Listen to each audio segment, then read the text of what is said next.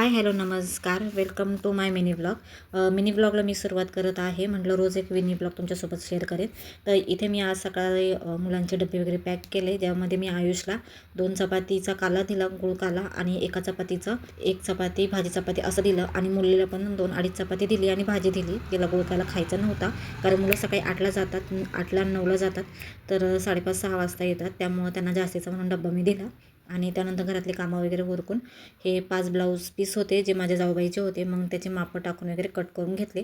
असे 5 पीस मी करून घेतले. त्यानंतर त्यातला पहिला ब्लाऊज जो आहे मी शिवून घेतला. आज एकच ब्लाऊज झाला माझ्याकडनं, तेवढं शिवून घेतला. मध्ये टाईमपास वगैरे झाला दुपारी बराच वेळ. हा पडदा मेशोवरून आला होता, दिवाळीमध्ये आला होता, तर म्हटलं चला ह्याला पण आज बसवूनच घेऊया.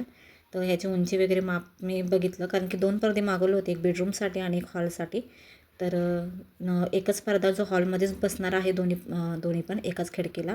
तर त्याचं मी मेजरमेंट घेतलं, खालचं माप, खालचं जे आहे ते खालून थोडंसं कट करून घेतलं, माप टाकून घेतलं, आणि तेवढं शिवून घेतलं त्याला. आणि पडदा हा जो आहे मी अटॅच करून घेतला हॉलमध्ये. इथे राहायला आल्यापासून, म्हणजे माझं हे मी रूम भाड्याने राहते, तर इथं राहायला आल्यापासून काही मी अजून एकदाही पडदा लावला नाही, आणि 3 ते 4 वर्ष झाली, 5 वर्ष चालू झालं, म्हणून मी मेशोवरून हा पडदा मागवला होता आणि लावून घेतला.